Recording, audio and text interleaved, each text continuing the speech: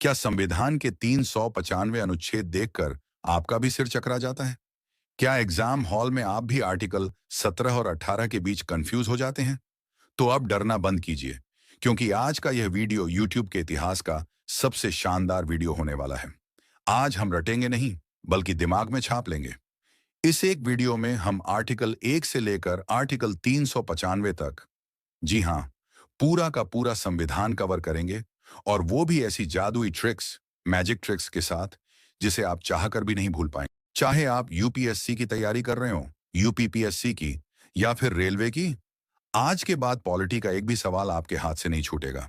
तो अपनी कुर्सी की पेटी बांध लीजिए, नोटबुक और पेन तैयार रखिए, क्योंकि यह क्लास सिर्फ एक वीडियो नहीं, बल्कि आपके सिलेक्शन वाली क्लास होने वाली है। तो चलिए शुरू करते हैं संविधान का यह महासंग्राम।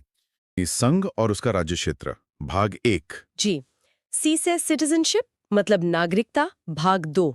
एफ से फंडामेंटल राइट्स मौलिक अधिकार। फिर डी से डायरेक्टिव प्रिंसिपल्स यानी नीति निर्देशक तत्व। और एक और एफ है। हाँ, वो है फंडामेंटल ड्यूटीज मौलिक कर्तव्य, भाग 4A।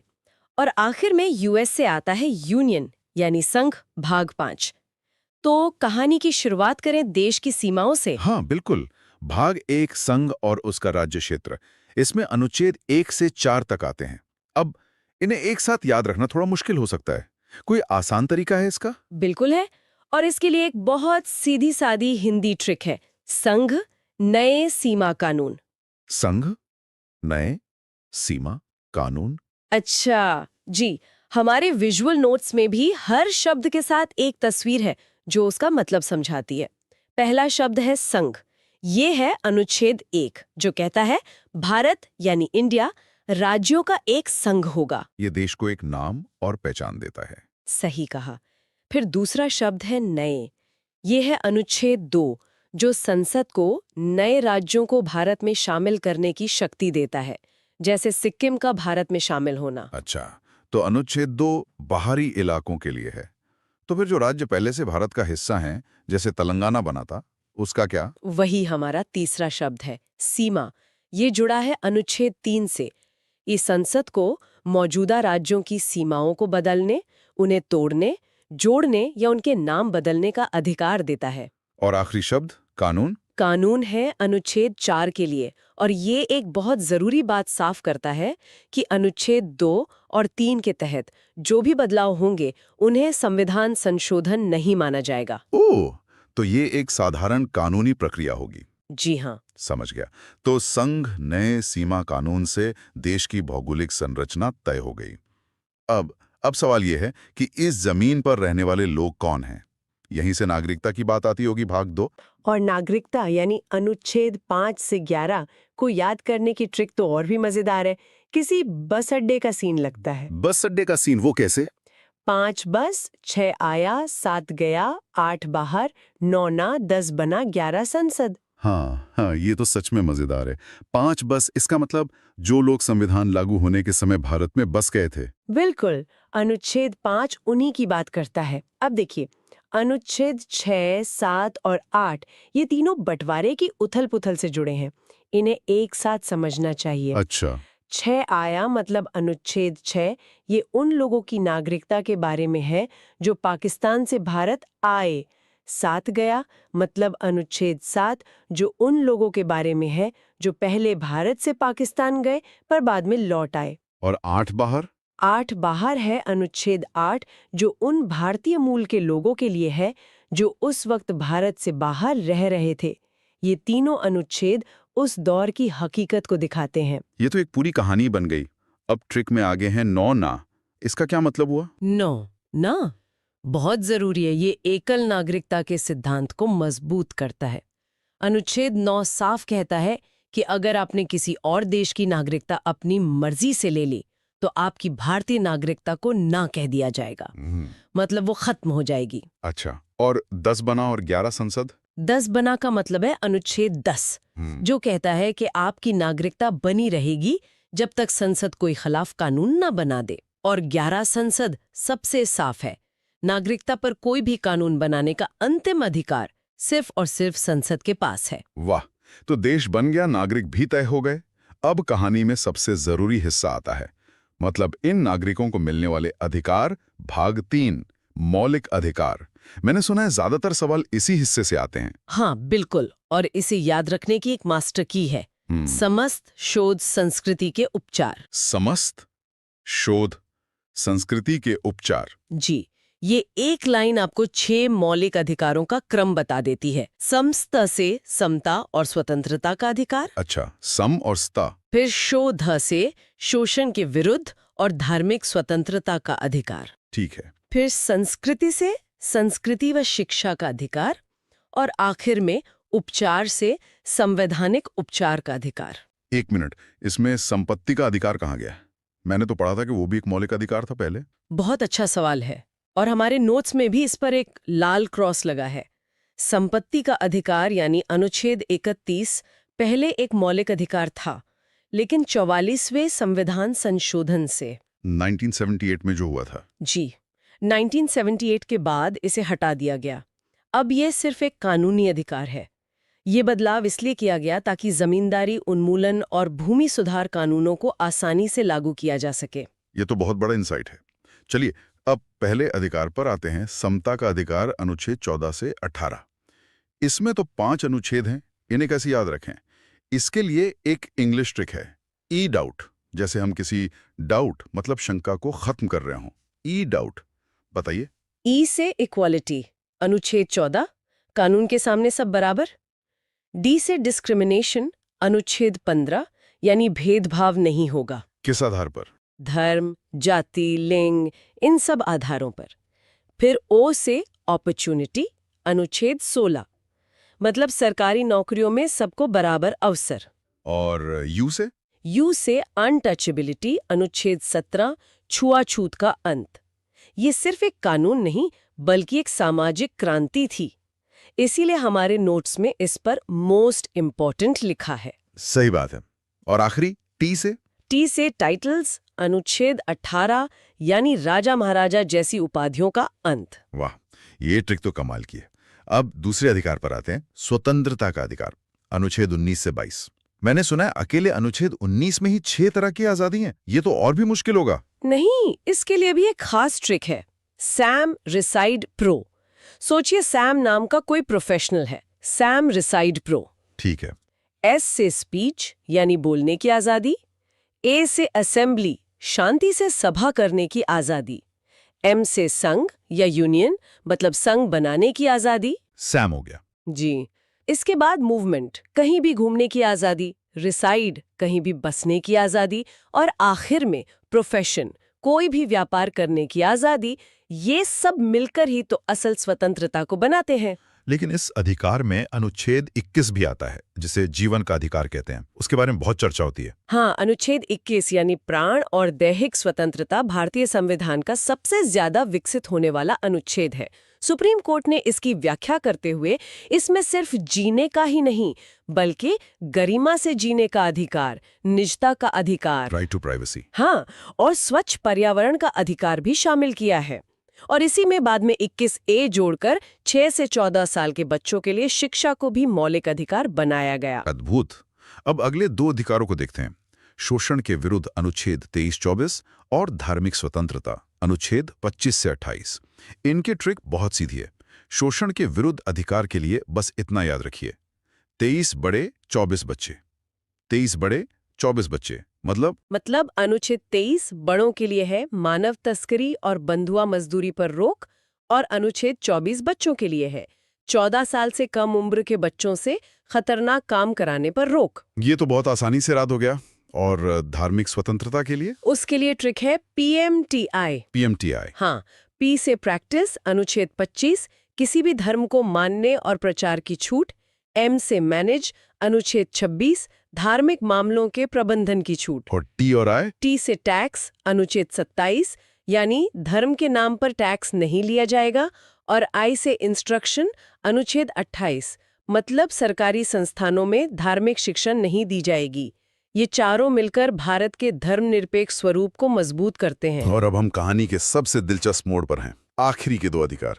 एक तो है संस्कृति और शिक्षा का अधिकार जो अल्पसंख्यकों के लिए है, पर जो छठा अधिकार है अनुच्छेद 32, उसे डॉक्टर अंबेडकर ने संविधान की आत्मा कहा था। ऐसा क्यों? ये बहुत जरूरी सवाल है। सोचिए, आपको बहुत सारे अधिकार दे दिए जाएं, लेकिन अगर कोई उन अधिकारों को छीने तो आपके पास कोई उपाय ही ना हो। तो वो अधिकार तो बस कागज पर रह जाएंगे। बिल्कुल। अनुच्छेद 32 यानी संवैधानिक उपचार का अधिकार वही गारंटी है। इसे आत्मा इसलिए कहा गया क्योंकि ये बाकी सभी मौलिक अधिकारों को जिंदा रखता है। ये हर नागरिक को सीधे सुप्रीम कोर्ट जाने की ताकत देता है। और इसी के तहत सुप्रीम कोर्ट 5 तरह की रिट्स जारी करता है ना? मुझे लगता है इनकी भी कोई मजेदार ट्रिक होगी। हाँ बिल्कुल, चलिए जल्दी से देखते हैं। पहली है हेबियस कॉर्पस, बंदी प्रत्यक्षीकरण। इसका मतलब है शरीर को प्रस्तुत करो। ट्रिक है हमारा शरीर वापस करो। अच्छा है। दूसरी है मैंडमस, परमादेश, मतलब हम आदेश देते हैं जब कोई सरकारी अधिकारी अपना काम नहीं करता। ट्रिक इसके नाम में ही है, मैंडामस, मैं आदेश देता हूं। ठीक है। तीसरी है प्रोहिबिशन, प्रतिषेध, मतलब रोकना। ऊपरी अदालत निचली अदालत को कार्रवाई रोकने का आदेश देती है।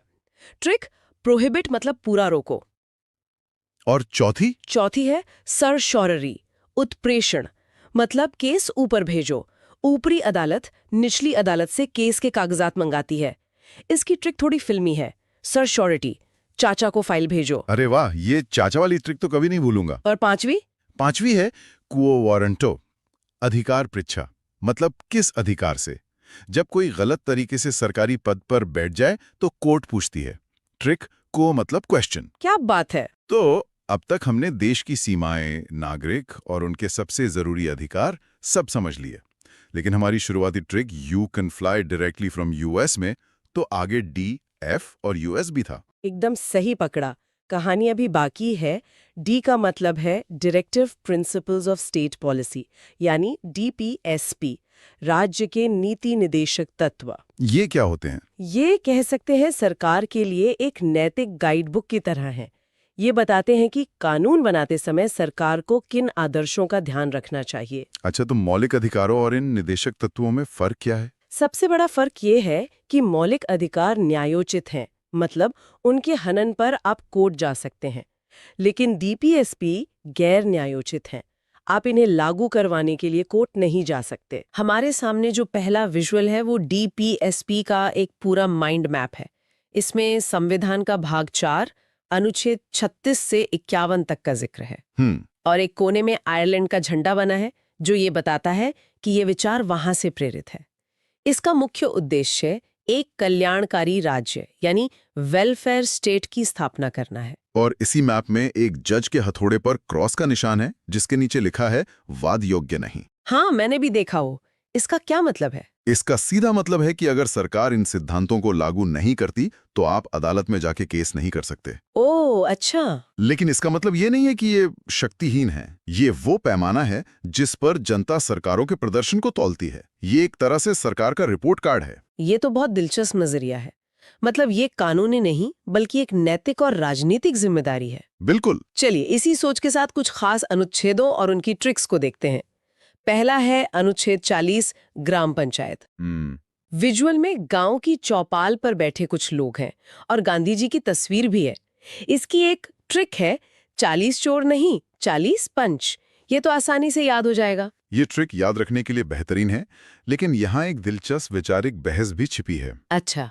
गांधी जी का मानना था कि भारत की आत्मा गांवों में बसती है और वे पंचायतों को पूरी शक्ति देना चाहते थे। वहीं डॉक्टर अंबेडकर को डर था कि गांव की राजनीति स्थानीय स्तर पर जातिगत भेदभाव को और मजबूत कर सकती है। तो अनुच्छेद 40 इन दो महान विचारकों के विचारों के बीच एक तरह का संवैधानिक समझौता है, जो राज्यों को पंचायतें बनाने का निर्देश तो देता है, लेकिन उसकी पूरी रूपरेखा उन पर छोड़ देता है। वाह, मतलब इस एक अनुच्छेद के पीछे इतना गहरा विचार विमर्श छिपा है। अगला देखते हैं, अनुच्छेद 44, समान नागरिक संहिता। हाँ।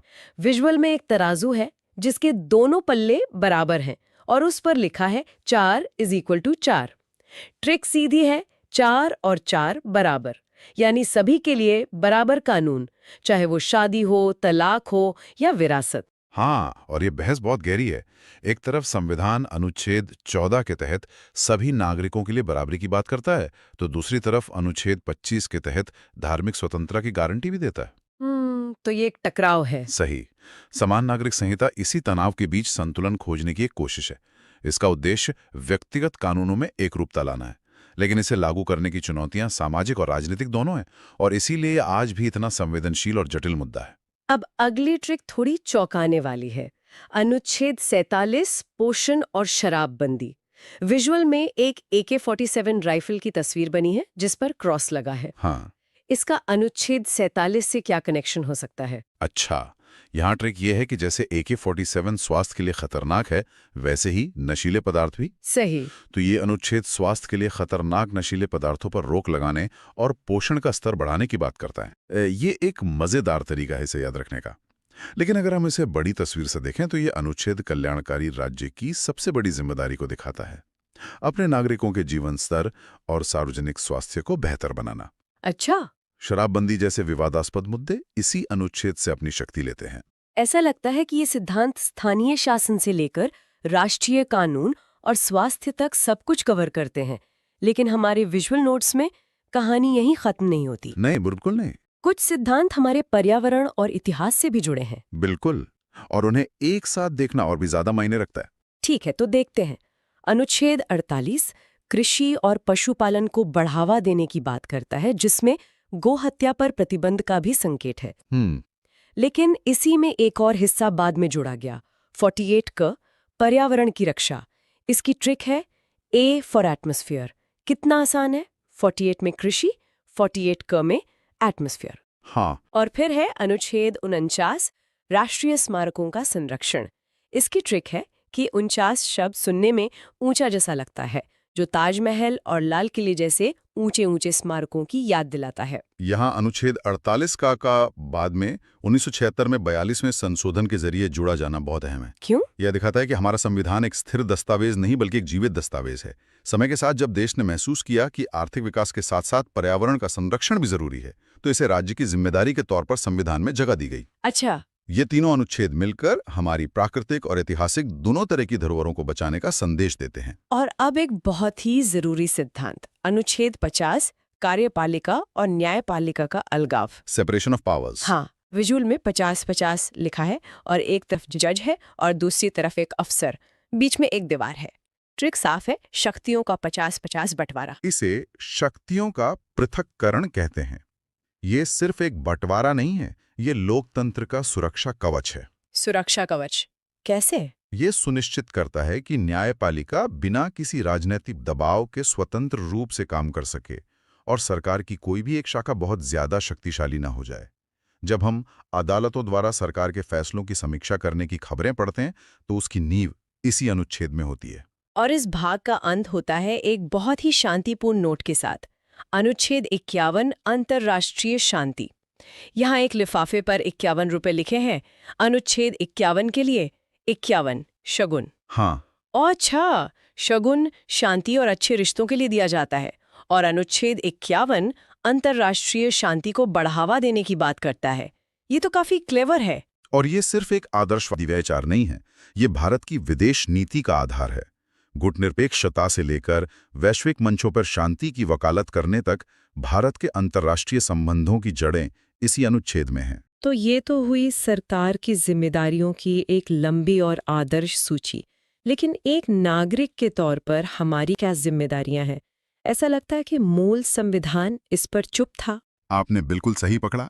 संविधान निर्माताओं का ध्यान उस समय नागरिकों को अधिकार देने पर था, लेकिन 1976 में आपातकाल के दौर में सरदार स्वर्ण सिंह समिति की सिफारिशों पर 42वें संशोधन के जरिए संविधान में एक नया अध्याय भाग 4 क जोड़ा गया, मौलिक कर्तव्य। अच्छा, तो ये बाद में आए। हाँ, ये एक बहुत बड़ा वैचारिक बदलाव था। ये इस बात की स्वीकृति थी कि अधिकार और कर्तव्य एक ही सिक्के के दो पहलू हैं। एक जिम्मेदार नागरिक समाज के लिए दोनों जरूरी हैं। और इसी 42वें संशोधन को लघु संविधान या मिनी कॉन्स्टिट्यूशन भी कहते हैं, क्योंकि इसने संविधान में बहुत बड़े बदलाव किए थे। सही कहा। तो ये कर्तव्य अनुच्छेद 51 क में है, जो USSR यानी पूर्व सोवियत संघ से प्रेरित हैं। शुरू में 10 थे, अब 11 हैं, और इन्हें याद रखने के लिए हमारे नोट्स में एक ABCD ट्रिक दी गई है। ये ट्रिक इन्हें याद रखने की प्रक्रिया को काफी आसान बना देती है। चलिए कुछ उदाहरण देखते हैं। A से एंथम यानी संविधान का पालन करें और राष्ट्रगान व राष्ट्रध्वज का सम्मान करें। बी से बापू, भगत सिंह यानी स्वतंत्रता संग्राम के महान आदर्शों को दिल में संजोए रखें। सी से सेंटर कंप्लीट यूनिटी यानी देश की संप्रभुता, एकता और अखंडता की रक्षा करें। यहाँ मैं एक कर्तव्य पर खास ध्यान दिलाना चाहूंगा, H for humanism, high thinking. Humanism, हाँ, यानी वैज्ञानिक दृष्टिकोण, मानववाद और ज्ञानार्जन का विकास करना।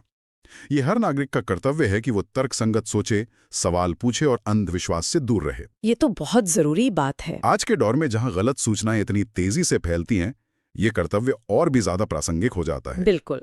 इस लिस्ट में एक और है, आई से इंडियन प्रॉपर्टी यानी सार्वजनिक संपत्ति की सुरक्षा करें और हिंसा से दूर रहें। इसे अक्सर लोग आंदोलनों या प्रदर्शनों के दौरान भूल जाते हैं। सही बात है। और सबसे आखिर में जोड़ा गया वो है के फॉर किड्स नॉलेज। ये 2002 में 86वें संशोधन से जोड़ा गया। बिल्कुल, और ये बहुत महत्वपूर्ण है। इसी संशोधन ने अनुच्छेद 21 क के तहत 6 से 14 साल के बच्चों के लिए शिक्षा को मौलिक अधिकार बनाया। ओ अच्छा, तो ये दोनों जुड़े हुए हैं। हाँ, तो एक तरफ राज्य का ये कर्तव्य है कि वो मुफ्त शिक्षा दे, और दूसरी तरफ के फॉर किड्स के तहत हर माता पिता या अभिभावक का ये कर्तव्य है कि वो अपने बच्चों को स्कूल भेजें। यहाँ अधिकार और कर्तव्य एक साथ काम करते हैं। तो हमने राज्य के लक्ष्य राष्ट्रपति वाले माइंड मैप से ही शुरू करते हैं। ठीक है। इसकी खूबी यह है कि एक नज़र में सब कुछ सामने आ जाता है। सबसे पहली और सबसे बुनियादी बात है पद, जिसका जिक्र अनुच्छेद 52 में है। ये कहता है भारत का एक राष्ट्रपति होगा। सीधी सी बात लगती है ना? है तो सीधी बात, पर बहुत शक्तिशाली है। ये एक शब्द होगा, मतलब शैल बी, यही तय करता है कि भारत एक गणतंत्र है। इसका मतलब है कि देश का मुखिया हमेशा एक चुनाव हुआ व्यक्ति होगा, कोई मतलब वंशानुगत राजा या रानी नहीं। अच्छा, हमारे पूरे लोकतांत्रिक ढांचे की नींव इसी एक लाइन पर टिकी है एक तरह से। वाह, मैंने इस तरह से तो सोचा ही नहीं था। ठीक है, तो अगर किसी को इस पद पर बैठना है तो क्या चाहिए? माइंड मैप हमें अनुच्छेद 58 पर ले जाता है, जो योग्यता बताता है। उम्र 35 साल, भारत का नागरिक और लोकसभा का सदस्य बनने के योग्य। हाँ, लेकिन इसमें एक और शर्त है। अनुच्छेद 59 में लाभ के पद पर न हो। ये लाभ का पद, ये क्या चीज है? ये सुनने में थोड़ा मतलब साफ नहीं लगता। ये बहुत जरूरी शर्त है। आसान भाषा में कहें तो इसका मतलब है कि राष्ट्रपति रहते हुए आप सरकार के अधीन कोई दूसरी नौकरी नहीं कर सकते। मतलब ऐसी कोई नौकरी जहां से आपको तनख्वाह या कोई और फायदा मिल रहा हो। अच्छा, इसके पीछे का मकसद है निष्पक्षता। सोचिए, अगर राष्ट्रपति किसी मंत्रालय के अधीन एक और पद पर हों तो उनकी वफादारी तो बढ़ जाएगी ना। हाँ, सही बात है। ये शर्त पक्का करती है कि उनकी एकमात्र वफादारी भारत के संविधान के प्रति हो। समझ गया। ये हितों के टकराव को रोकने के लिए। अब आते हैं सबसे पेचीदा हिस्से पर, जहां से अक्सर सवाल बनते हैं। निर्वाचन, यानी अनुच्छेद 54 और 55। माइंड मैप बताता है कि इन्हें एमपी और एमएलए मिलकर चुनते हैं, और तरीका है एकल संक्रमणीय मत। ये सुनने में इतना भारी लगता है, क्या हम इसे आसान भाषा में समझ सकते हैं? जरूर। इसे ऐसे समझिए जैसे आप अपनी पसंदीदा आइसक्रीम चुन रहे हैं। मान लीजिए 3 फ्लेवर हैं, चॉकलेट, वनीला और स्ट्रॉबेरी। आप सिर्फ ये नहीं बताते कि आपकी पहली पसंद चॉकलेट है, आप अपनी दूसरी पसंद जैसे वनीला और तीसरी भी बताते हैं। ठीक है। अब अगर चॉकलेट को जीतने के लिए जरूरी वोट नहीं मिलते तो उसे दौड़ से हटा दिया जाता है, पर आपका वोट बर्बाद नहीं होता। वो आपकी दूसरी पसंद यानी वनीला को चला जाता है। अरे वाह। राष्ट्रपति चुनाव में भी ठीक यही होता है। हर वोटर उम्मीदवारों को अपनी पसंद के हिसाब से रैंक करता है। इससे ये पक्का होता है कि जो भी जीते उसे ज्यादा से ज्यादा लोगों का समर्थन मिले। ये शानदार उदाहरण है, अभी हमेशा दिमाग में बैठ जाएगा। तो एक बार कोई चुन लिया गया तो अनुच्छेद 56 के हिसाब से उनका कार्यकाल 5 साल का होता है, और अनुच्छेद 57 कहता है कि वो कितनी भी बार पुनर्निर्वाचित हो सकते हैं। जी हाँ, इस पर कोई सीमा नहीं है। अब यहाँ एक बड़ा सवाल उठता है, जो माइंड मैप में भी हाईलाइट किया गया है। अनुच्छेद 53 ये कहता है कि राष्ट्रपति कार्यपालिका के प्रधान हैं, सारी शक्ति उनमें निहित होगी, लेकिन साथ में एक छोटा सा शब्द लिखा है, नाम मात्र की। क्या ये एक विरोधाभास नहीं है कि सारी शक्ति भी है और वो नाम मात्र की भी है? ये विरोधाभास नहीं है, यही भारतीय संसदीय प्रणाली का सार है। इसका मतलब है कि सरकार के सारे काम, सारे कानून, सारी संधियां राष्ट्रपति के नाम पर होती हैं। कागज पर तो वो सबसे शक्तिशाली हैं, लेकिन असल में वो अपनी इन शक्तियों का इस्तेमाल प्रधानमंत्री और उनकी मंत्रिपरिषद की सलाह पर ही कर सकते हैं। तो वो राष्ट्र के अध्यक्ष हैं, पर सरकार के मुखिया प्रधानमंत्री हैं। अच्छा, तो ये एक तरह का सेफ्टी वॉल्व है। बिल्कुल। ये पक्का करता है कि इतनी बड़ी शक्ति किसी एक व्यक्ति के हाथ में बिना जवाबदेही के ना रह जाए। तो क्या राष्ट्रपति सिर्फ एक रबर स्टैंप है, या कोई ऐसी स्थिति है जहां वो अपनी समझ का इस्तेमाल कर सकते हैं? बहुत अच्छा सवाल है। ज्यादातर मामलों में उन्हें सलाह माननी होती है, लेकिन कुछ ऐसी स्थितियां हैं जहां उनके विवेक की भूमिका होती है। जैसे अगर चुनाव में किसी भी पार्टी को बहुमत ना मिले तो किसे प्रधानमंत्री बनने के लिए बुलाना है, ये तय करना राष्ट्रपति का अपना फैसला होता है। अच्छा। तो वो रबर स्टैंप नहीं है, बल्कि संविधान के संरक्षक हैं, जो संकट के समय में बहुत जरूरी भूमिका निभाते हैं। ये बहुत स्पष्ट हुआ।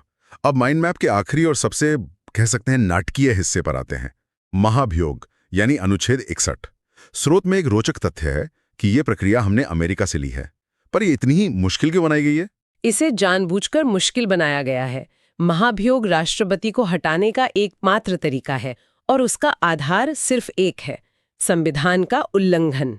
ये प्रक्रिया इतनी जटिल इसलिए है ताकि कोई भी सरकार राजनीतिक कारणों से राष्ट्रपति को आसानी से ना हटा सके।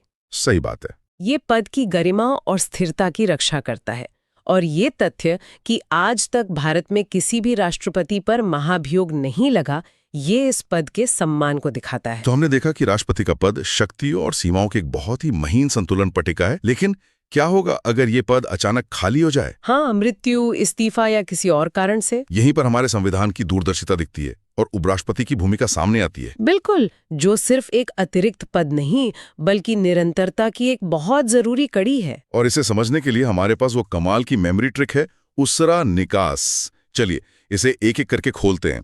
पहला अक्षर है उ, जो हमें अनुच्छेद 63 की याद दिलाता है। भारत का एक उपराष्ट्रपति होगा, सीधा और सरल। जी बिल्कुल, राष्ट्रपति की तरह ये अनुच्छेद पद की स्थापना करता है। अगला अक्षर है स, यानी अनुच्छेद 64, और स्रोत कहता है कि यह सबसे महत्वपूर्ण है। स का मतलब है सभापति। उपराष्ट्रपति राज्यसभा के पदेन सभापति होंगे, एक्स ऑफिशियो चेयरमैन। हाँ, इसका मतलब है कि जो भी व्यक्ति उपराष्ट्रपति बनेगा वो अपने आप राज्यसभा का चेयरमैन बन जाएगा। और ये बिंदु उपराष्ट्रपति के पद को असली काम और महत्व देता है। वो सिर्फ राष्ट्रपति के लिए इंतजार में बैठे उत्तराधिकारी नहीं है। अच्छा। उनका एक बहुत महत्वपूर्ण रोजमर्रा का विधायी काम है, राज्यसभा की कार्यवाही का संचालन करना। ये एक बेहतरीन बात है। और चूंकि वो सदन के चुने हुए सदस्य नहीं होते, उनसे ज्यादा निष्पक्षता की उम्मीद की जाती है। ट्रिक का अगला अक्षर है रा, जो अनुच्छेद 65 को दिखाता है। इसका मतलब है राष्ट्रपति की अनुपस्थिति में राष्ट्रपति के रूप में कार्य करना। हाँ, ये संविधान का प्लान बी है, कह सकते हैं। ये पक्का करता है कि देश का शीर्ष पद एक पल के लिए भी खाली ना रहे। बिल्कुल। सत्ता का हस्तांतरण बिना किसी भ्रम या देरी के हो, इसके लिए एक बहुत ही साफ व्यवस्था है। तो उसरा के बाद आता है निकास। इसमें पहला अक्षर है नी, जो अनुच्छेद 66 के लिए है, यानी उपराष्ट्रपति का निर्वाचन। यहाँ एक छोटा सा अंतर है ना? हाँ, और परीक्षा के लिए ये अंतर बहुत महत्वपूर्ण है। राष्ट्रपति के चुनाव में एमपी और एमएलए दोनों वोट देते हैं। हाँ। लेकिन उपराष्ट्रपति के चुनाव में सिर्फ संसद के दोनों सदनों के सदस्य यानी एमपी ही वोट देते हैं। विधानसभाओं की कोई भूमिका नहीं होती। ठीक है, ये याद रखने वाली बात है। अगला अक्षर है का, अनुच्छेद 67, यानी उनका कार्यकाल जो राष्ट्रपति की ही तरह 5 साल का होता है। जी, 5 साल। और अंत में है स, जो 2 अनुच्छेदों को कवर करता है, 68 और 69। अनुच्छेद 68 चुनाव का समय तय करता है और अनुच्छेद 69 उनकी शपथ से संबंधित है। बिल्कुल सही। तो देखिए, बस एक शब्द उसरा निकास और उपराष्ट्रपति से जुड़े अनुच्छेद 63 से 69 तक, मतलब पूरी श्रृंखला याद हो गई। ये वाकई में प्रतियोगी परीक्षाओं के लिए किसी जादू की छड़ी से कम नहीं है। ये मुताबिक संसद के 3 मुख्य अंग हैं, राष्ट्रपति, राज्यसभा और लोकसभा। और इन तीनों से जुड़े अनुच्छेदों को याद रखने के लिए एक बहुत ही सरल और मजेदार शब्द दिया गया है, सरला। सरला नाम तो काफी सरल है। हाँ, और ट्रिक भी उतनी ही सरल है। देखिए, स से संसद, जिसका जिक्र है अनुच्छेद 79 में। फिर र से राज्यसभा यानी उच्च सदन, यह है अनुच्छेद 80, और आखिर में ल से लोकसभा मतलब जनता का सदन। यह है अनुच्छेद 81, 79, 80, 81 एक ही शब्द में तीनों क्रम से याद हो गए। और ये सिर्फ एक ट्रिक नहीं है, इसमें एक तार्किक क्रम भी छिपा है। पहले अनुच्छेद 79 में आप पूरे संसदीय ढांचे की स्थापना करते हैं, फिर आप अनुच्छेद 80 में उच्च सदन मतलब राज्यों की परिषद को जगह देते हैं, जो हमारे संघीय ढांचे का प्रतीक है। बिल्कुल। और फिर अनुच्छेद 81 में आप उस सदन की बात करते हैं जो सीधे जनता का प्रतिनिधित्व करता है, लोकसभा। तो ये ट्रिक न केवल नंबर याद कराती है, बल्कि भारत के लोकतांत्रिक और संघीय ढांचे की नींव को भी दर्शाती है। अच्छा, अब इन नोट्स में एक बड़ा सा चार्ट है, एक माइंड मैप जैसा। इसमें कई महत्वपूर्ण अनुच्छेद तस्वीरों के साथ हैं। सबसे पहले मेरी नजर जा रही है अनुच्छेद 72 पर, राष्ट्रपति की क्षमादान शक्ति। इसके साथ एक तस्वीर बनी है जिसमें दो लोग हाथ मिला रहे हैं और लिखा है माफ करो भाई। कितना सीधा और सरल तरीका है समझाने का। माफ करो भाई कहने में जितना आसान लगता है, ये राष्ट्रपति की उतनी ही गंभीर न्यायिक शक्ति है। इसके तहत वो किसी भी अपराध के लिए दोषी ठहराए गए व्यक्ति की सजा को मतलब पूरी तरह माफ कर सकते हैं, उसकी प्रकृति बदल सकते हैं या उसकी अवधि कम कर सकते हैं। ये शक्ति न्याय प्रणाली में एक मानवीय पहलू जोड़ती है, ताकि किसी भी तरह की न्यायिक त्रुटि या बहुत कठोर सजा से बचा जा सके। सही। इसी चार्ट में अगला है अनुच्छेद 76, महान्यायवादी, अटॉर्नी जनरल। तस्वीर में एक वकील की पारंपरिक विग और कानून की मोटी मोटी किताबें हैं।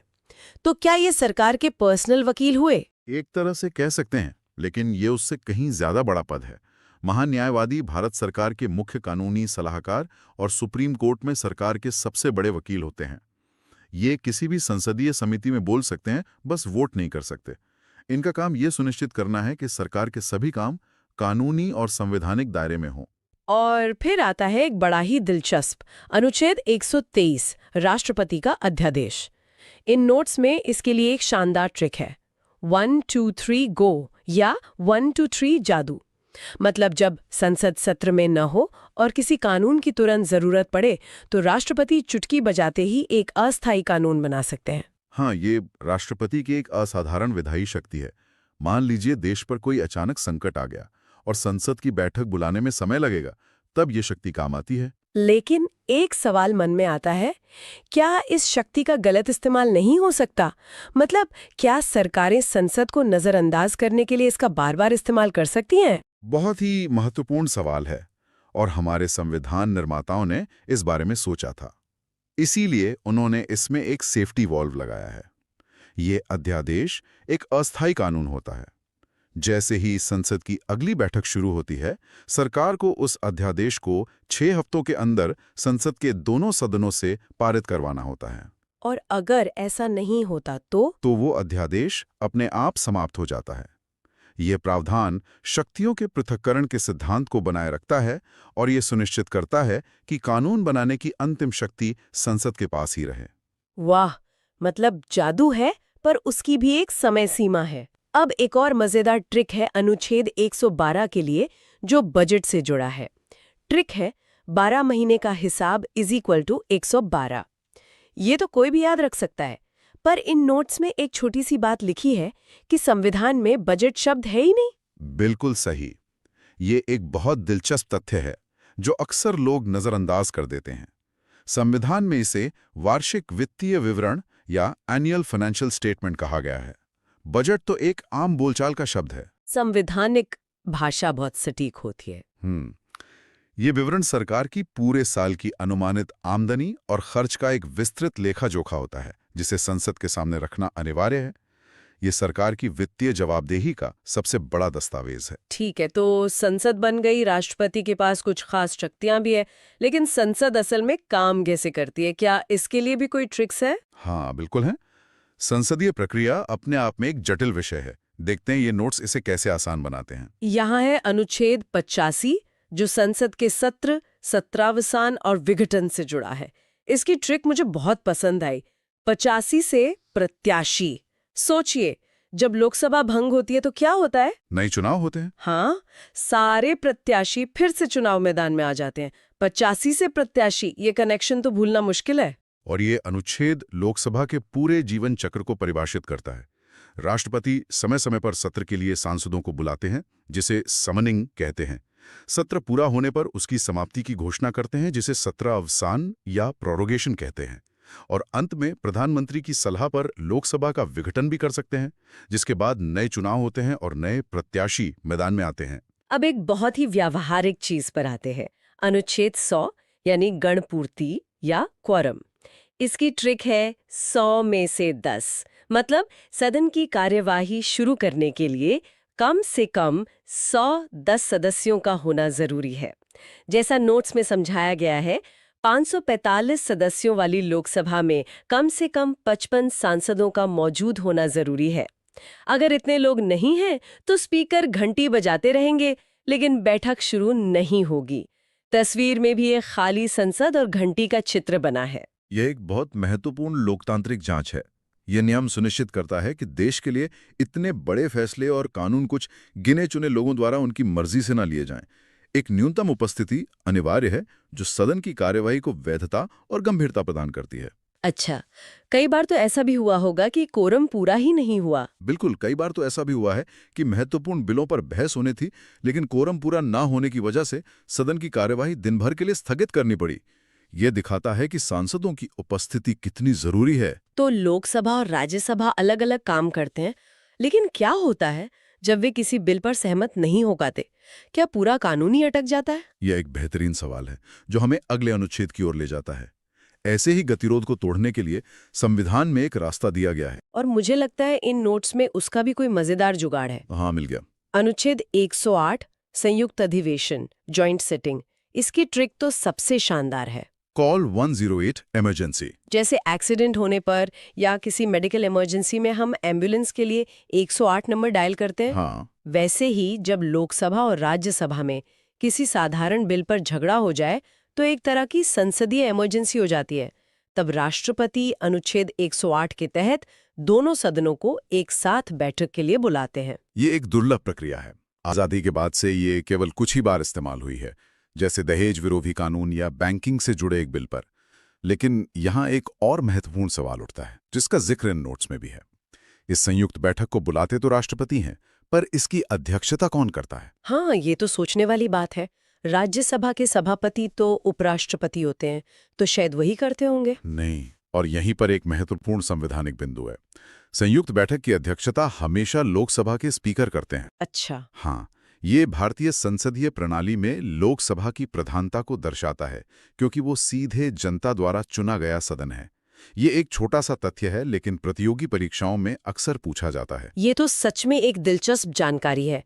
अब बात करते हैं संसद की सबसे बड़ी शक्ति की, पैसे पर नियंत्रण। और यहाँ से तो ट्रिक्स की बौछार हो जाती हैं। शुरुआत करते हैं अनुच्छेद 110 धन विधेयक या मनी बिल से। इसकी ट्रिक है नेट 10 हीरो, और साथ में 10 रुपए के नोट की तस्वीर भी है।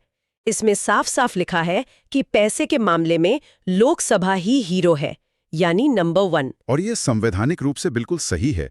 इसे पावर ऑफ द पर्स कहते हैं। धन विधेयक केवल और केवल लोकसभा में ही पेश किया जा सकता है, और वो भी राष्ट्रपति की पूर्व अनुमति से।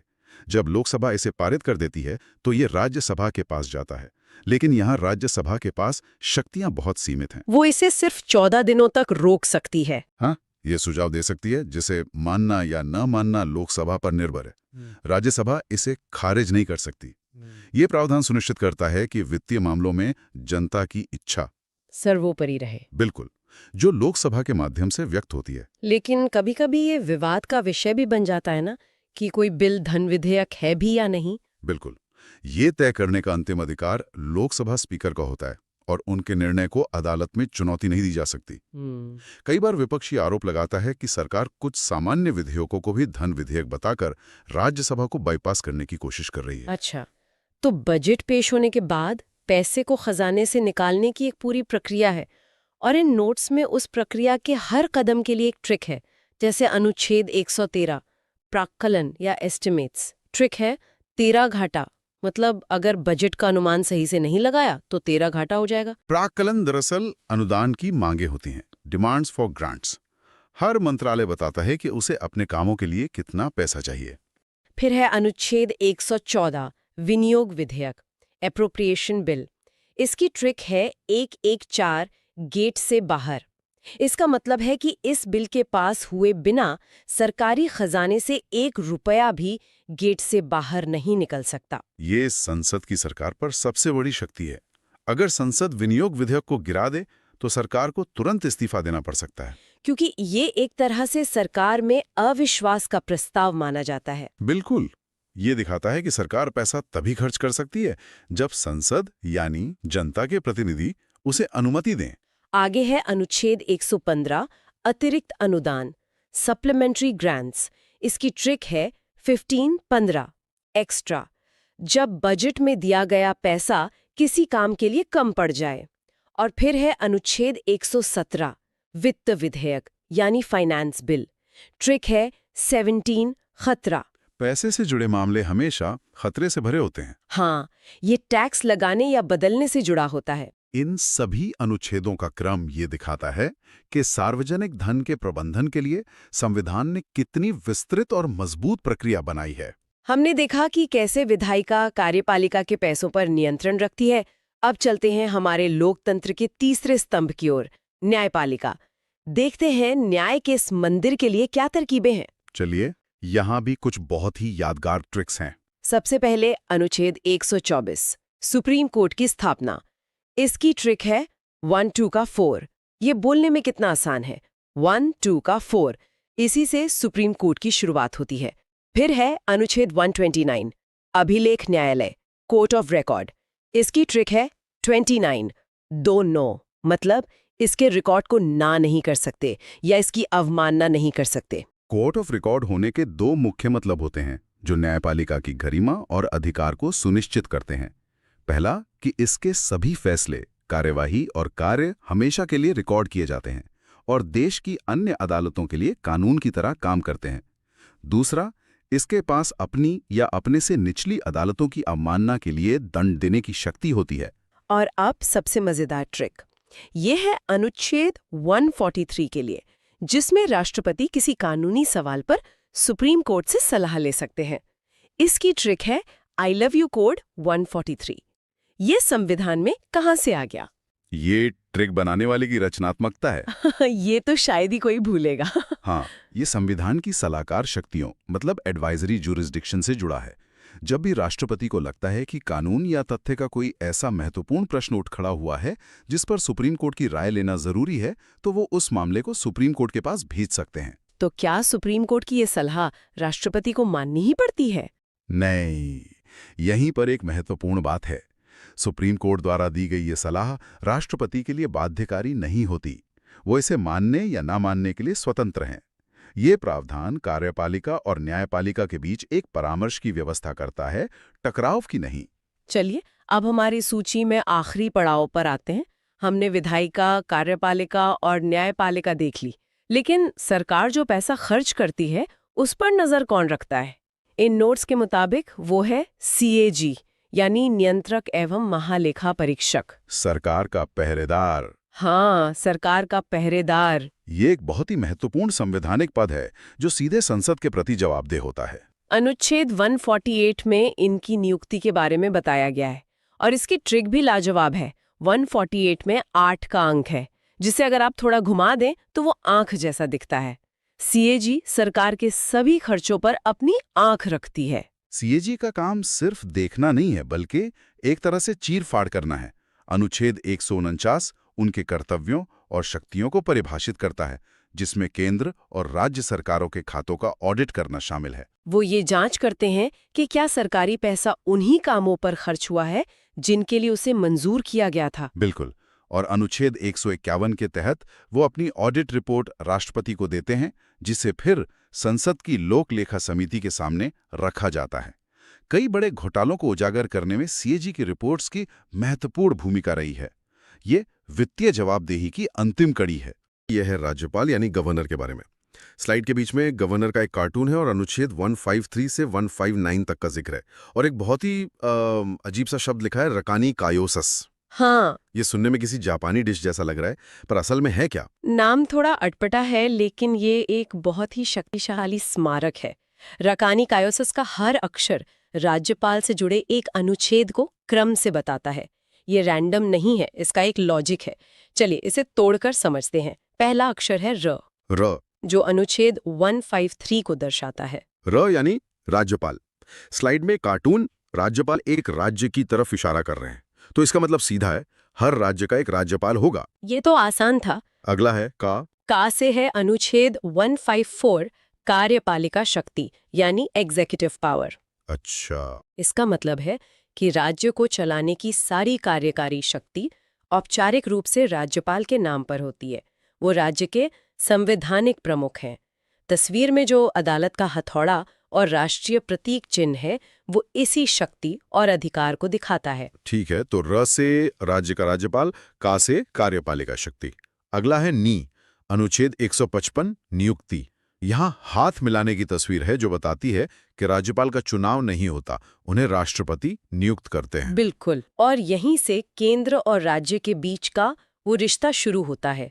राज्यपाल एक तरह से केंद्र सरकार के प्रतिनिधि के तौर पर राज्य में काम करते हैं।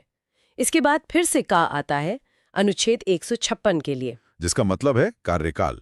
कैलेंडर की तस्वीर से साफ है कि कार्यकाल 5 साल का होता है। लेकिन यहाँ एक और चीज लिखी है, राष्ट्रपति की मर्जी तक। इसका क्या मतलब है? क्या उन्हें 5 साल से पहले भी हटाया जा सकता है? हाँ, ये तो पद की सुरक्षा के लिहाज से थोड़ा अजीब नहीं है? ये एक बहुत महत्वपूर्ण सवाल है। सैद्धांतिक रूप से इसका मतलब है कि राष्ट्रपति यानी केंद्र सरकार की सलाह पर राज्यपाल को कभी भी पद से हटा सकते हैं। ये प्रावधान ये सुनिश्चित करने के लिए है कि राज्यपाल केंद्र और राज्य के बीच एक कड़ी के रूप में काम करें और संवैधानिक व्यवस्था बनी रहे। हालांकि इसके राजनीतिक दुरुपयोग को लेकर अक्सर बहस होती रहती है। समझ गया। इसके बाद है यू, अनुच्छेद 157 यानी योग्यता, 35 वर्ष की आयु और भारतीय नागरिकता। और आखिर में श, अनुच्छेद 159 शपथ। राज्यपाल को हाई कोर्ट के चीफ जस्टिस शपथ दिलाते हैं। वाकई ये रकानी कायोसिस तो पूरा चैप्टर ही एक शब्द में समेट देता है ना? और स्लाइड में एक और महत्वपूर्ण शक्ति का जिक्र है जो इस क्रम के बाहर है, अनुच्छेद 161 क्षमादान की शक्ति। हाँ, इसमें एक फांसी का फंदा बना है जिस पर क्रॉस लगा है। लिखा है कि राज्यपाल सजा माफ कर सकते हैं, लेकिन फांसी और कोर्ट मार्शल की सजा नहीं। मेरा सवाल यह है कि ऐसा क्यों? जब वो राज्य के प्रमुख हैं तो उनकी शक्ति पर यह सीमा क्यों लगाई गई है? ये भारत के संघीय ढांचे की एक और खूबी दिखाता है। जीवन और मृत्यु का अंतिम निर्णय वो गणतंत्र के सर्वोच्च प्रमुख यानी राष्ट्रपति के पास सुरक्षित रखा गया है।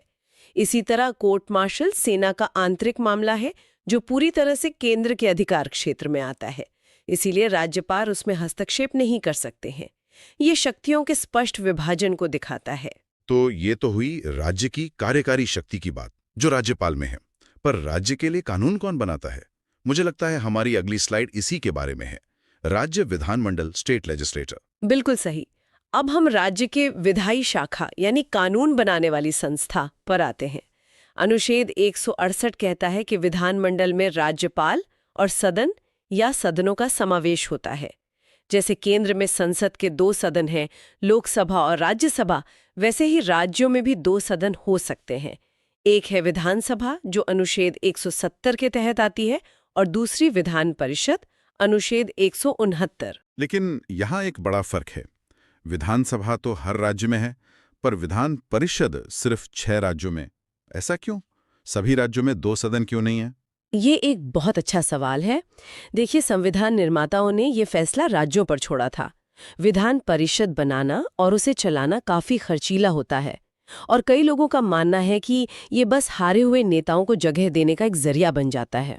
अच्छा। वहीं इसके समर्थक कहते हैं कि ये एक ऐसा सदन है जहां विशेषज्ञ और अनुभवी लोग बिना चुनाव लड़े आ सकते हैं और कानूनों पर गहराई से विचार कर सकते हैं। मतलब जल्दबाजी में बनने वाले कानूनों पर एक तरह का ब्रेक लगता है। बिल्कुल। तो इसके फायदे और नुकसान दोनों हैं, और इन 6 राज्यों को याद रखने के लिए स्लाइड में एक ट्रिक है, कुंभाट।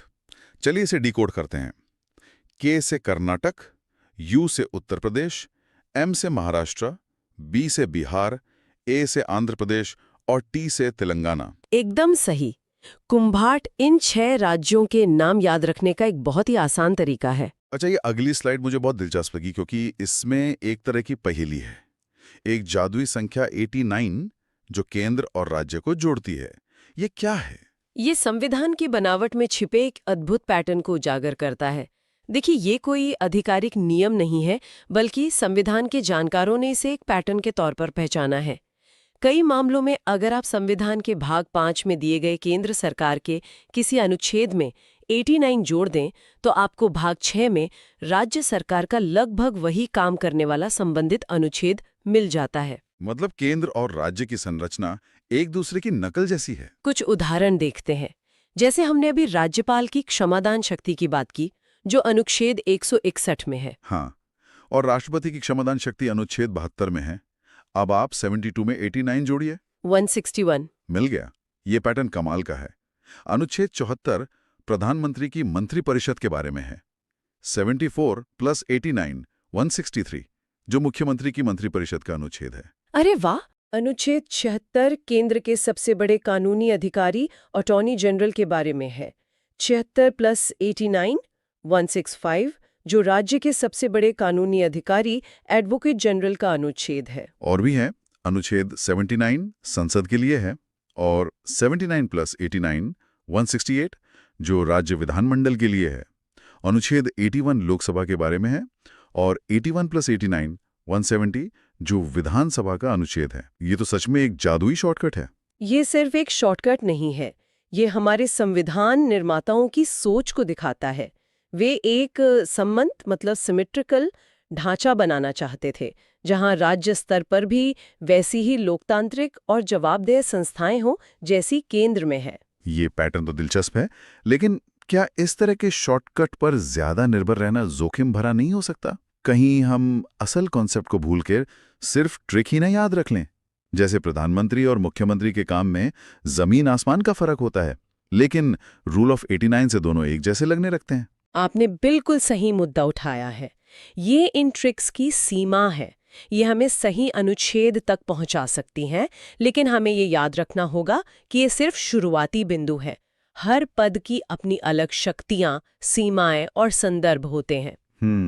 प्रधानमंत्री के पास विदेश नीति, रक्षा जैसे राष्ट्रीय मुद्दे होते हैं, जबकि मुख्यमंत्री के पास पुलिस, स्वास्थ्य, कृषि जैसे राज्य के विषय।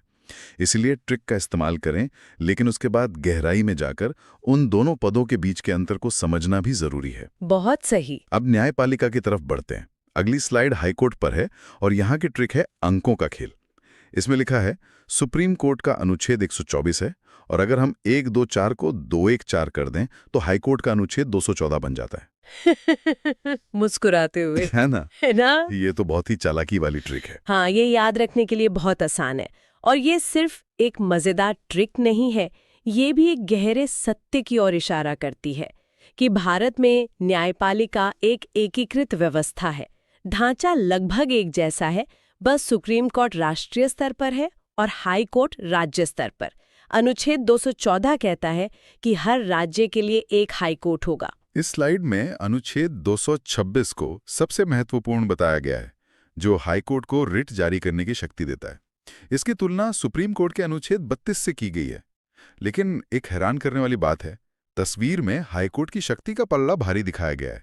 ये थोड़ा अजीब है। सुप्रीम कोर्ट तो सबसे बड़ी अदालत है। ये एक बहुत ही बारीक और महत्वपूर्ण बिंदु है, जिसे ये स्लाइड बखूबी पकड़ती है। अनुच्छेद 32 के तहत सुप्रीम कोर्ट केवल मौलिक अधिकारों मतलब फंडामेंटल राइट्स के हनन पर ही रिट जारी कर सकता है। केवल मौलिक अधिकारों पर? हाँ, लेकिन अनुच्छेद 226 के तहत हाई कोर्ट मौलिक अधिकारों के साथ साथ किसी भी अन्य उद्देश्य के लिए भी रिट जारी कर सकता है, यानी किसी भी अन्य कानूनी अधिकार के हनन पर भी। लेकिन ऐसा क्यों है? हाईकोर्ट को ये अतिरिक्त शक्ति क्यों दी गई? इसके पीछे संविधान निर्माताओं की सोच न्याय तक पहुंच, एक्सेस टू जस्टिस को आसान बनाने की थी। हाईकोर्ट राज्यों में न्याय का सर्वोच्च और सबसे सुलभ दरवाजा है। अगर किसी आम नागरिक का कोई कानूनी अधिकार छीना जाता है तो उसे सीधे दिल्ली के सुप्रीम कोर्ट तक ना भागना पड़े। अच्छा। वो अपने राज्य के हाई कोर्ट जाकर तुरंत राहत पा सकता है। इस लिहाज से रिट जारी करने के मामले में हाई कोर्ट का दायरा सुप्रीम कोर्ट से भी बड़ा है। ये तो बहुत ही गहरी जानकारी है। मतलब शक्ति के मामले में सुप्रीम कोर्ट ऊपर है, लेकिन न्याय के दायरे के मामले में हाई कोर्ट ज्यादा व्यापक है। चलिए 5वीं स्लाइड पर चलते हैं, जो अधीनस्थ न्यायालयों और एक सारांश पर है। इसमें मुख्य रूप से अनुच्छेद 233 का उल्लेख है, जो जिला जजों की नियुक्ति से संबंधित है। चित्र में दिखाया गया है कि इनकी नियुक्ति राज्यपाल करते हैं, लेकिन हमेशा हाईकोर्ट की सलाह पर। ये प्रावधान न्यायपालिका की स्वतंत्रता सुनिश्चित करने के लिए बहुत जरूरी है। मतलब कार्यपालिका सीधे तौर पर जजों की नियुक्ति में हस्तक्षेप नहीं कर सकती। बिल्कुल। और नीचे टीचर स्पेशल रिवीजन में पिछली सभी ट्रिक्स को दोहराया गया है। रकानी कायोसिस, रूल ऑफ 89 और SC 124 से HC 214। ये एक अच्छा रिकैप है। हाँ, ये सभी मुख्य पैटर्न्स को एक जगह समेट देता है। अब आते हैं आखिरी स्लाइड पर, जो संविधान के भाग 7 और भाग 8 के बारे में है। इसमें भाग 7 को बड़ा बड़ा निरस्त डिलीटेड लिखा गया है, मतलब संविधान का एक पूरा हिस्सा हटा दिया गया। हाँ। भाग 7, जिसमें सिर्फ एक अनुच्छेद 238 था, आजादी के बाद के भारत की एक अलग तस्वीर से जुड़ा था।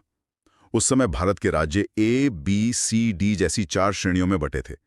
भाग 7 इन्हीं 20 श्रेणी के राज्यों से संबंधित था। अच्छा, लेकिन 1956 में जब भाषा के आधार पर राज्यों का पुनर्गठन हुआ, तो ये पुराना वर्गीकरण खत्म कर दिया गया और सभी राज्यों को एक समान दर्जा दिया गया। इसलिए 7वें संविधान संशोधन के जरिए इस पूरे भाग को ही संविधान से हटा दिया गया, क्योंकि ये अप्रासंगिक हो चुका था। स्लाइड में एक सीधी सादी ट्रिक भी है, 7 को समाप्त कर दिया। ये याद रखने में आसान है। और फिर है भाग 8, जो संघ राज्य क्षेत्रों यानी यूनियन टेरिटरीज के बारे में है। बिल्कुल। इसमें अनुच्छेद 239 से 242 तक है। इसका सार ये है कि केंद्र शासित प्रदेशों का प्रशासन सीधे राष्ट्रपति के अधीन होता है, जो वहां एक उपराज्यपाल या प्रशासक की नियुक्ति करते हैं। इस स्लाइड में भी अनुच्छेद 239 AA को सबसे महत्वपूर्ण बताया गया है। तो क्या यही वो अनुच्छेद है जिसकी वजह से हम दिल्ली सरकार और केंद्र के बीच अधिकारों को लेकर अक्सर खींचतान की खबरें सुनते हैं? लेकिन ये ऐसे पूरी तरह राज्य का दर्जा नहीं देता। सही कहा। भूमि, पुलिस और सार्वजनिक व्यवस्था जैसे 3 महत्वपूर्ण विषय केंद्र सरकार के पास रखे गए, जो उपराज्यपाल के माध्यम से नियंत्रित होते हैं। इसी दोहरी शासन व्यवस्था की वजह से चुनी हुई दिल्ली सरकार और केंद्र सरकार के प्रतिनिधि मतलब LG के बीच अधिकारों को लेकर लगातार टकराव की स्थिति बनी। भाग 9 के बारे में, लेकिन उस पर आने से पहले सबसे ऊपर एक बहुत ही काम की ट्रिक दी गई है। इसमें लिखा है भाग 5 केंद्र प्लस भाग 6 राज्य इज इक्वल टू भाग 8 केंद्र शासित प्रदेश। हाँ, ये क्रम याद रखने का एक बहुत अच्छा तरीका है। और साथ में तस्वीरें भी हैं, संसद, फिर एक राज्य और फिर भारत के नक्शे पर छोटे छोटे प्रदेश। जी, ये एक लॉजिकल प्रोग्रेशन है। पहले आप देश की सबसे बड़ी इकाई मतलब केंद्र को समझते हैं, फिर राज्यों को और फिर केंद्र शासित प्रदेशों को। अब आते हैं भाग 9 पर, पंचायत, गांव की सरकार। बिल्कुल। ये हिस्सा 73वें संविधान संशोधन 1992 के जरिए जोड़ा गया था और इसमें अनुच्छेद 243 से 243 ओ तक शामिल हैं। स्लाइड में यह भी बताया गया है कि पंचायती राज 3 स्तरों पर होता है, जो बलवंत राय मेहता समिति की सिफारिश पर आधारित था। तस्वीरों से समझाया गया है। सबसे ऊपर जिला स्तर, फिर ब्लॉक स्तर और सबसे नीचे ग्राम स्तर। हाँ, और यहाँ एक और खास बात है, जो कि है महत्वपूर्ण अनुच्छेदों को याद करने की ट्रिक, जैसे 243 ए। अच्छा, इसमें ए का मतलब है असेंबली, मतलब सभा, जो पंचायतों के गठन से जुड़ा है। और 243 डी में डी से डिप्रेस्ड क्लासेस, तो इसका मतलब ये SC ST और महिलाओं के आरक्षण से संबंधित होगा। एकदम सही पकड़ा आपने, बिल्कुल। और 243 आई में आई से क्या लगता है आपको? आई से इनकम, साथ में पैसों का ढेर बना हुआ है, तो ये राज्य वित्त आयोग, स्टेट फाइनेंस कमीशन होगा। शानदार। और आखिरी 243 के में के से कार्यकर्ता, यानी चुनाव कराने वाला, तो ये राज्य निर्वाचन आयोग हुआ।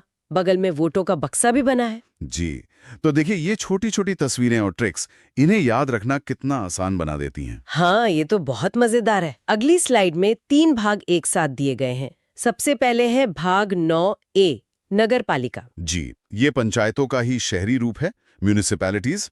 इसे 74वें संशोधन 1992 द्वारा जोड़ा गया। अच्छा, उसी साल? हाँ, उसी साल। और इसमें अनुच्छेद 243P से लेकर 243ZG तक हैं।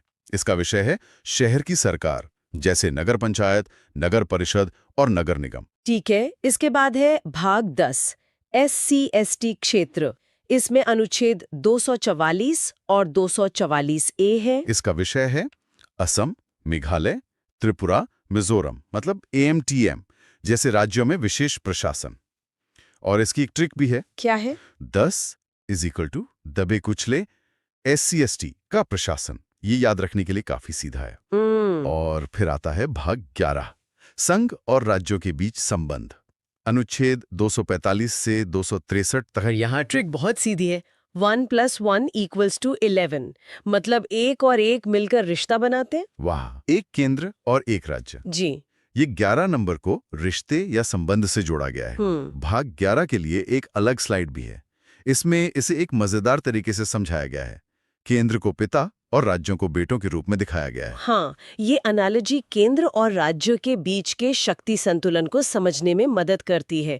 इसमें कुछ बहुत महत्वपूर्ण अनुच्छेद बताए गए हैं, जैसे अनुच्छेद 248। अवशिष्ट शक्तियां, रेजिड्यूरी पावर्स। जी, इसका मतलब है कि ऐसे विषय जो किसी भी सूची में नहीं हैं, उन पर कानून बनाने का अधिकार सिर्फ केंद्र यानी संसद के पास है, जैसे साइबर क्राइम या स्पेस। अच्छा। और अनुच्छेद 262, नदी जल विवाद, तस्वीर में 2 राज्यों को पानी के लिए लड़ते हुए दिखाया गया है। बिल्कुल। और अनुच्छेद 263 है अंतर्राज्यीय परिषद, मतलब इंटरस्टेट काउंसिल, जिसे राज्यों के बीच झगड़ा सुलझाने के लिए राष्ट्रपति बनाते हैं। तो रिश्तों के बाद बात आती है पैसे की। अब आते हैं भाग 12 पर। इसमें अनुच्छेद 264 से 300A तक है। और इसका विषय है वित्त, संपत्ति और संविदाएं, मतलब पैसा, टैक्स और बजट का बंटवारा। इसकी ट्रिक भी शानदार है। 12 साउंड्स लाइक बाजार। या फिर 12 से बड़ा बजट। हाँ, ये भी अच्छा है। स्लाइड में कुछ सबसे जरूरी अनुच्छेदों को रट्टा मार लो लिस्ट में डाला गया है। जी, जैसे अनुच्छेद 266, संचित निधि, कंसोलिडेटेड फंड। इसे सरकार के खजाने के रूप में दिखाया गया है, जहां सैलरी और दूसरे खर्चों का पैसा होता है। और अनुच्छेद 267, आकस्मिक निधि, कंटिंजेंसी फंड। इसे एक पिगी बैंक की तरह दिखाया गया है, जो बाढ़ या भूकंप जैसी इमरजेंसी के लिए होता है। और फिर है अनुच्छेद 280, वित्त आयोग, फाइनेंस कमीशन।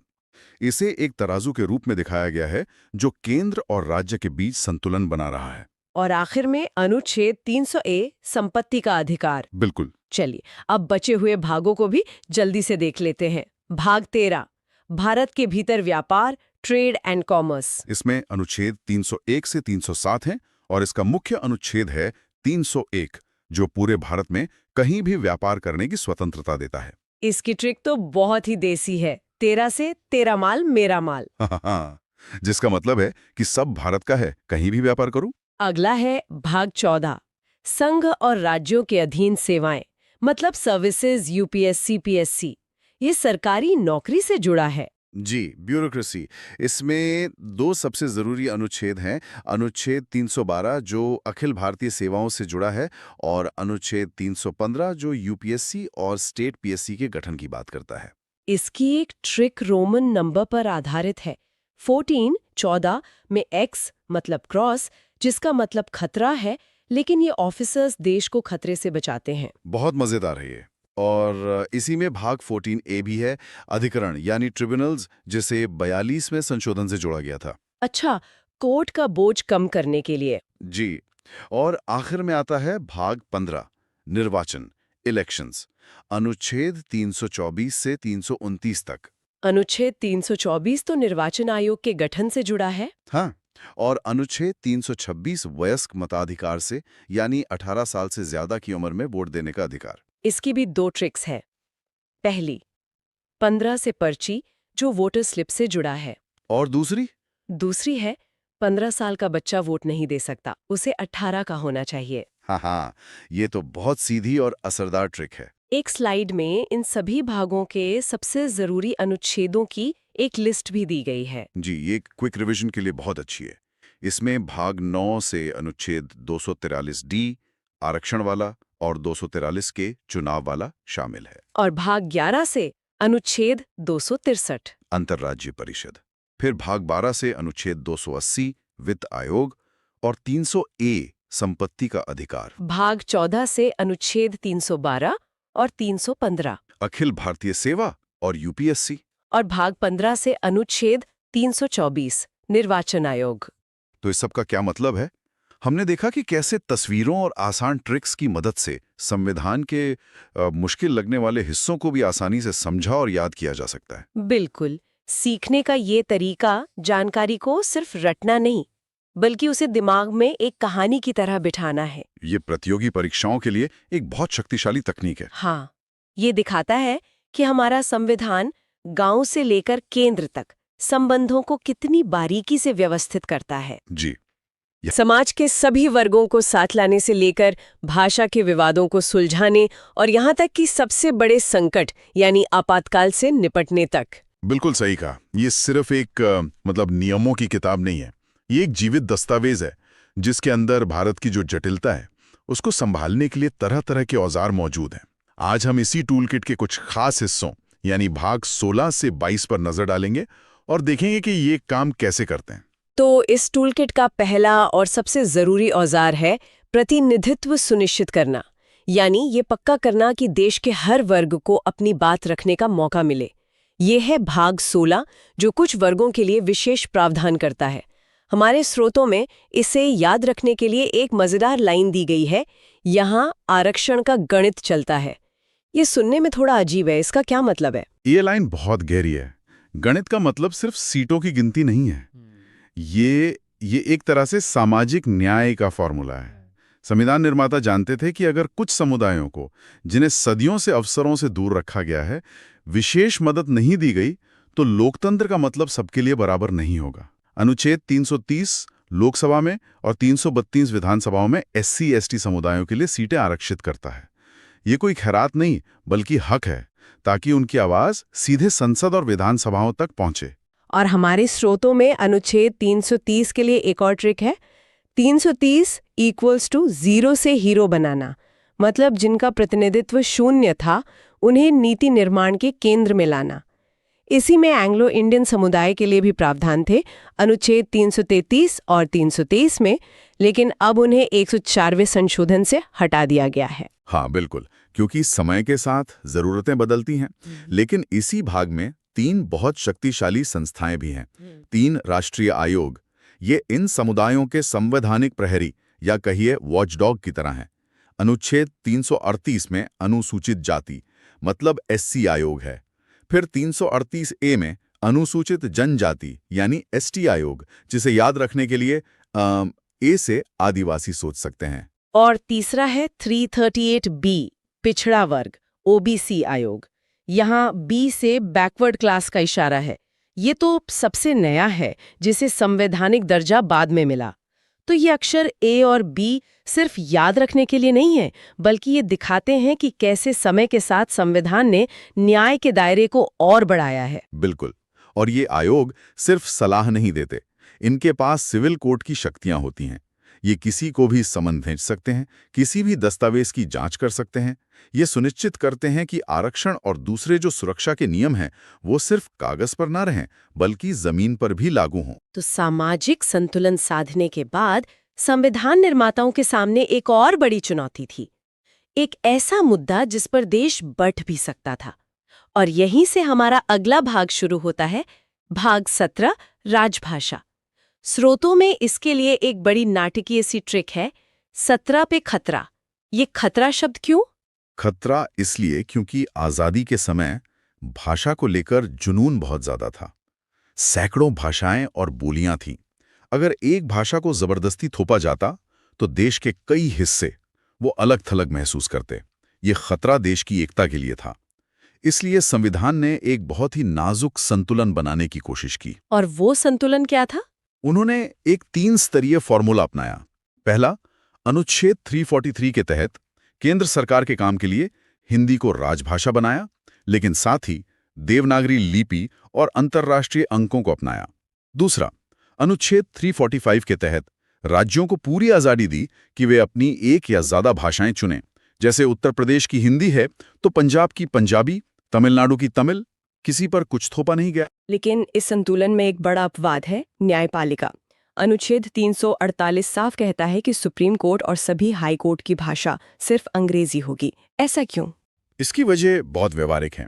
सोचिए, अगर केरल का एक जज मद्रास हाईकोर्ट में बहस कर रहा हो और वहां की कार्यवाही तमिल में हो तो न्याय कैसे होगा? पूरे देश की उच्च न्यायपालिका में एक रूपता और संवाद बनाए रखने के लिए एक कॉमन भाषा यानी अंग्रेजी को जरूरी समझा गया, ताकि कानून की व्याख्या पूरे देश में एक समान हो सके। और इसी भाग के अंत में आता है अनुच्छेद 351, जिसे हमारे स्रोतों में टीचर स्पेशल कहा गया है। ये कहता है कि संघ का कर्तव्य होगा कि वो हिंदी का प्रसार करे। क्या ये थोपने जैसा नहीं है? ये एक बहुत अच्छा सवाल है। यहाँ प्रसार का मतलब थोपना नहीं है, बल्कि हिंदी को एक संपर्क भाषा के रूप में विकसित करना है। एक ऐसी भाषा जो भारत की मिलीजुली संस्कृति यानी गंगा जमनी तहजीब के हर रंग को अपने अंदर समेट सके। इसका मकसद दूसरी भारतीय भाषाओं को दबाना नहीं, बल्कि उनके शब्द लेकर खुद को और अमीर बनाना था। तो हमने देखा कि संविधान के टूल किट में संतुलन बनाने के औजार हैं, लेकिन तब क्या हो जब देश पर कोई बहुत बड़ा संकट आ जाए, जब पूरा सिस्टम ही चरमरा जाए? यहीं पर आता है भाग 18 आपात उपबंध। हमारे स्रोत बताते हैं कि ये प्रावधान जर्मनी के वाइमर संविधान से प्रेरित है। ये कोई आम संविधान तो नहीं है? नहीं, बिल्कुल नहीं। वाइमर संविधान इतिहास का एक बहुत बड़ा सबक है। ये वही संविधान था जो जर्मनी में हिटलर के आने से पहले मौजूद था और पूरी तरह विफल हुआ था। उसकी विफलता ने दुनिया को सिखाया कि आपातकाल की शक्तियां देना जितना जरूरी है, उतना ही जरूरी उन पर कड़ी लगाम लगाना भी है। भारतीय संविधान निर्माताओं ने इसी सबक को ध्यान में रखा। और इन जटिल प्रावधानों को याद रखने के लिए एक बहुत ही सरल ट्रिक है, द +4 रूल। 352, 356, 360। ये सिर्फ एक गणितीय संयोग है या इसके पीछे कोई गहरा तर्क भी है? ये एक शानदार सवाल है। ये सिर्फ संयोग नहीं, बल्कि संकट की गंभीरता के बढ़ते स्तर को दिखाता है। ये एक तरह की सीढ़ी है। पहली सीढ़ी है अनुच्छेद 352 यानी राष्ट्रीय आपातकाल। ये तब लगता है जब पूरे देश पर खतरा हो, जैसे युद्ध, बाहरी हमला या देश के अंदर ही सशस्त्र विद्रोह। यह अब तक 3 बार लगा है, 1962 में चीन युद्ध, 1971 में पाकिस्तान युद्ध और 1975 में आंतरिक गड़बड़ी के आधार पर। और +4 रूल के हिसाब से अगली सीढ़ी है अनुच्छेद 356 यानी राष्ट्रपति शासन। हाँ, 352 + 4 356। ये तब लगता है जब संकट देशव्यापी न होकर किसी एक राज्य के अंदर हो। जब किसी राज्य की सरकार संविधान के हिसाब से काम न कर पाए तो केंद्र वहां का शासन अपने हाथ में ले लेता है। ये शायद संविधान का सबसे ज्यादा विवादित प्रावधान रहा है। अक्सर इस पर बहस होती है कि ये राज्यों के लिए एक सुरक्षा कवच है या केंद्र सरकार का एक राजनीतिक हथियार। और फिर से +4 जोड़कर हम पहुंचते हैं आखिरी और सबसे गंभीर संकट पर, अनुच्छेद 360 वित्तीय आपातकाल। ये तब लगता है जब देश की आर्थिक साख पूरी तरह से खत्म हो जाए, यानी देश दिवालिया होने के कगार पर पहुंच जाए। इस स्थिति में केंद्र सरकार किसी के भी वेतन में कटौती कर सकती है, चाहे वो जज हों या सरकारी कर्मचारी। लेकिन यहाँ एक अच्छी खबर है, जैसा हमारे स्रोतों में एक मुस्कुराते हुए चेहरे के साथ बताया गया है कि भारत की आर्थिक नींव इतनी मजबूत रही है कि आज तक हमें इस प्रावधान का इस्तेमाल करने की जरूरत नहीं पड़ी। तो ये तो हुए संकट से निपटने के औजार, लेकिन कुछ औजार ऐसे भी हैं जो व्यवस्था के शीर्ष पर बैठे लोगों के लिए हैं। भाग 19 में अनुच्छेद 361 राष्ट्रपति और राज्यपाल को एक तरह का संवैधानिक कवच देता है। उन्हें कार्यकाल के दौरान गिरफ्तार नहीं किया जा सकता। इसका क्या कारण है? सोचिए, अगर देश के या राज्य के प्रमुख को छोटे मोटे राजनीतिक मामलों में अदालतों में घसीटा जाने लगे तो वे देश के लिए बड़े और निष्पक्ष फैसले कैसे लेंगे? ये कवच व्यक्ति के लिए नहीं है, बल्कि पद की गरिमा और स्वतंत्रता के लिए है, ताकि देश का संचालन व्यक्तिगत हमलों या राजनीतिक दबाव की वजह से ठप न हो जाए। ठीक है, तो ये एक कवच है। लेकिन अब हम संविधान के टूलकिट के उस सबसे शक्तिशाली औजार पर आते हैं जो बाकी सभी औजारों को बदल सकता है। भाग 20 और उसका इकलौता लेकिन सबसे ताकतवर अनुच्छेद 368 संविधान संशोधन। इसे याद रखने की ट्रिक है T20 मैच। T20 मैच की उपमा अच्छी है, क्योंकि ये बदलाव की रफ्तार और जरूरत को दर्शाती है।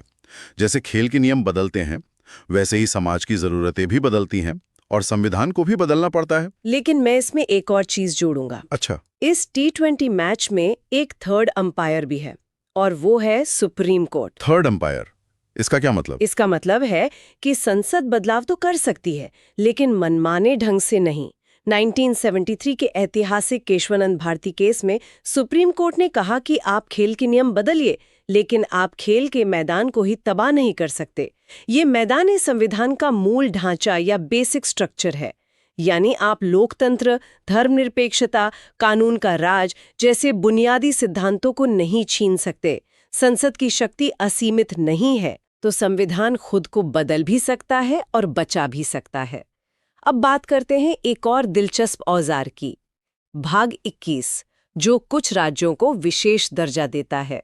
ज्यादातर लोग सिर्फ अनुच्छेद 370 के बारे में जानते थे, जो जम्मू कश्मीर से जुड़ा था, लेकिन संविधान तो कई और राज्यों को भी विशेष दर्जा देता है। बिल्कुल, और ये भारत के उस सिद्धांत को दिखाता है जिसे असिमेट्रिकल फेडरलिज्म कहते हैं। यानी देश की एकता के लिए सभी राज्यों के साथ एक जैसा व्यवहार करना जरूरी नहीं है।